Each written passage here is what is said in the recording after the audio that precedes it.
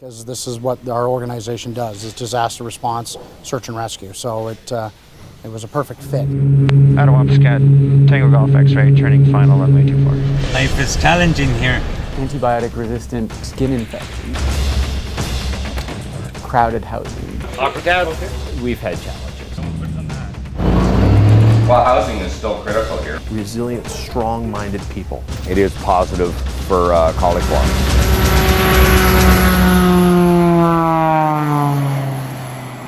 Here we are on the flight, making our way to Attawapiskat. We just left the Oshawa Airport earlier this morning. As you can see, a beautiful scenery that we're looking at over northern Ontario.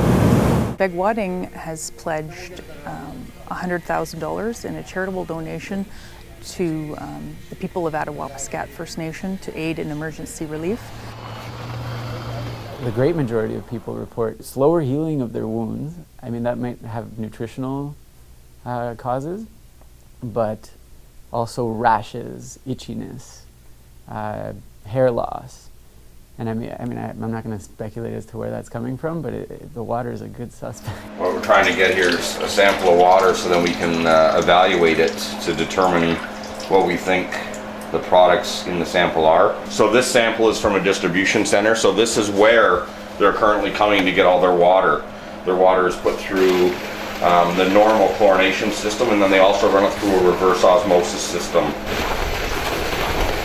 You come to expect it as a Canadian, that water is just something that you get out of your tap and it's readily available for drinking, cooking, showering.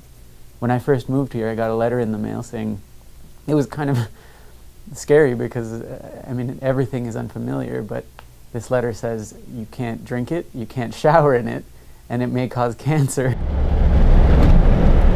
Kids wake up in the winter, cold floor. They go to school, bad mood, that's why they're bad mood again.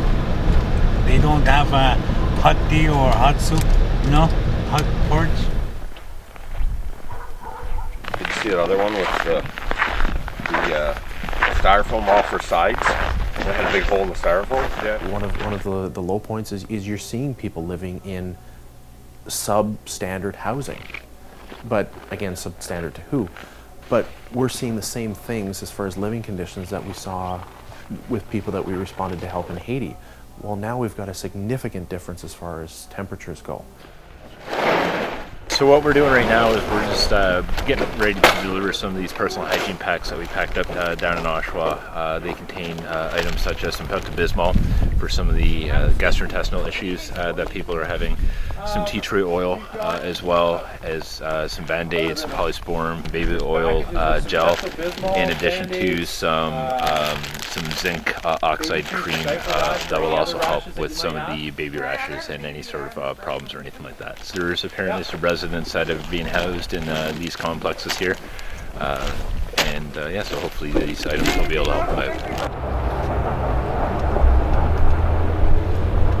It is disheartening to know that somebody comes from Haiti, or having done a mission in Haiti like yourself, with the same tools they use to treat a cholera epidemic in a place that is a failed state almost. Like it's been sort of in crisis for decades, and this is the same kind of tool that we have in place in Canada. It kind of hurts in some place, and you don't think that as a Canadian growing up. You think, well, we have a responsibility to lend a hand internationally because we already have our backyard together, and that isn't the case. So yesterday we acquired some water samples at different places throughout the village to try to establish the effectiveness of their current filtration system. This is one of the samples we picked, and this is another sample we picked. This was from a local facility where people are acquiring their water and they're actually paying for it at this facility. We incubated them here at the hospital with the help of the hospital for a period of 24 hours, and that would establish whether there was any contamination within the water. This was the normal color of the water going in. I haven't run this through a UV lighting system yet, but there could potentially be contaminants with it, but it doesn't appear to be at this point. If it comes back a bluish green color, that means it's positive for coliform. This was the sample I received from the store, which is allegedly clean and people are paying for that water. And as you can see by the blue-green color, it is positive for coliform. What's your name, bud?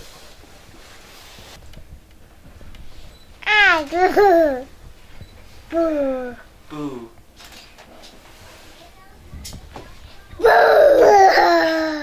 These are fairly straightforward to use. Essentially, this piece here will push onto the tap, and you just basically force it on with a pressure fit, and then it basically just snaps in like that, and that's it. Now when you turn your water on, the water that comes out of this will all be filtered. So that's how simple they are. They're very easy to use. Each filter will filter 4 million liters of water. So for the average household, that's about 17 years of water that this thing can filter out.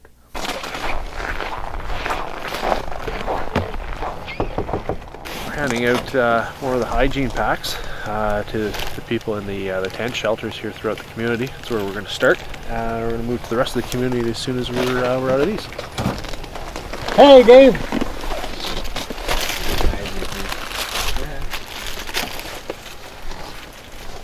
Hey, Dave. I've been here for, I don't know, for the last 40 years. As myself, I don't have a house. As myself, you know, I just stay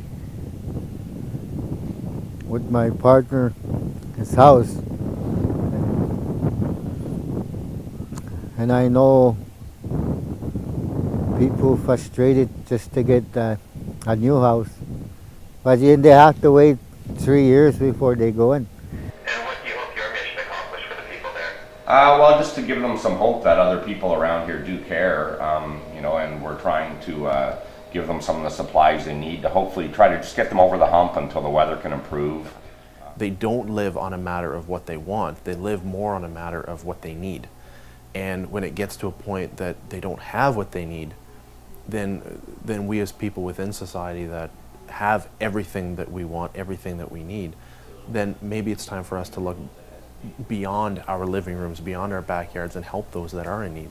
It is our hope that the aid will obviously give the people of Attawapiskat the short-term relief that they need to help them during what is going to be a pretty cold winter, and address their immediate and short-term needs given the state of emergency that was called by the Attawapiskat Council. Water being one of the most important determinants of health, I think. I mean, it's something that everyone needs. It underlies pretty much every treatment recommendation that you give. Somebody comes in with a cold, and your prescription is basically increase fluids and rest. But increase what fluids? You're increasing dangerous fluids? So my recommendation suddenly becomes a detriment to my patient in the absence of good water. So it's a basic necessity. It's just, and it's an assumption that I have as a care provider that people do have access to clean water, and it's a wrong assumption. It's an erroneous assumption. We all appreciate what's been going on with the outside world, and you know, without them, I don't think we're going to be in a good situation right now. So bottom of my heart, I say thank you to everybody that's been helping out, including you guys. You know, it takes away from your family in your hometown, but you guys make you know, sacrifice to come and help us out, and we appreciate that. And I don't know how to say thank you enough, but thank you.